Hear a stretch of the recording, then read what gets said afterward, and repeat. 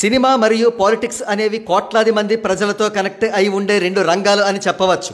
ఈ రెండు రంగాల్లోనూ కూడా అత్యున్నత శిఖరాలకు చేరిన వారు కోట్లాది మంది ప్రజల అభిమానాలకు పాత్రులవుతారు.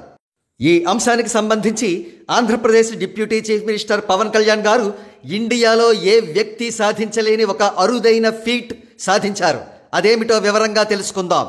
1996లో అక్కడ అమ్మాయి ఇక్కడ అబ్బాయి చిత్రంతో సినీ రంగ ప్రవేశం చేసిన పవన్ కళ్యాణ్ గారు అనతి కాలంలోనే సూపర్ స్టార్డమ్ సంపాదించారు. అనేక హిట్లను, సూపర్ హిట్లను, 2 ఇండస్ట్రీ హిట్లను కూడా చిత్ర పరిశ్రమకు అందించారు. మరో ప్రక్క సినీ రంగంలో సూపర్ స్టార్గా లైమ్ లైట్లో ఉంటూనే రాజకీయ రంగంలో ప్రవేశించి జనసేన పార్టీని స్థాపించి 2024 జనరల్ ఎలక్షన్స్లో 100% స్ట్రైక్ రేట్తో 21 ఎమ్మెల్యే స్థానాలను, 2 ఎంపీ స్థానాలను గెలుచుకున్నారు పవన్ కళ్యాణ్. ప్రస్తుతం పొలిటికల్గా పవన్ కళ్యాణ్ గారి స్టార్డమ్ పీక్స్లో ఉంది. అట్ ద సేమ్ టైం ఆయన ఏ చిత్రం చేసినా సరే ఆ చిత్రం భారీ ఓపెనింగ్స్తో రికార్డు కలెక్షన్స్ సాధించే అవకాశం ఉంది. ఈ అరుదైన ఫీట్ ఇండియాలో ఏ ఒక్క వ్యక్తి కూడా సాధించలేనిది. అంటే ఒకే టైం పీరియడ్లో అటు పాలిటిక్స్లోనూ ఇటు సినిమాల్లోనూ కూడా సూపర్ స్టార్డమ్ అనుభవించడం అన్నమాట.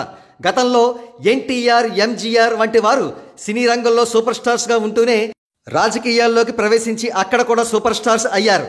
కానీ వారు సినీ రంగంలో అప్పటికే తమ ప్రాభవం కోల్పోవలసిన పరిస్థితి.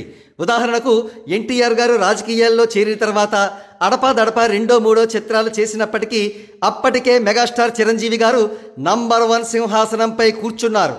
సో బాటమ్ లైన్ ఏమిటంటే 140 కోట్ల భారతీయుల్లో ఇటు సినీ రంగంలో అటు పాలిటిక్స్లో ఒకే టైం పీరియడ్లో సూపర్ స్టార్డమ్ అనుభవిస్తూ ఆల్ ఇండియా నంబర్ 1 స్టేటస్ సంపాదించిన ఏకైక హీరో జనసేనాని మరియు డిప్యూటీ సీఎం పవన్ కళ్యాణ్ గారు మాత్రమే. ఈ సందర్భంగా పాలసీని ఆయనకు జన్మదిన శుభాకాంక్షలు అందజేస్తోంది.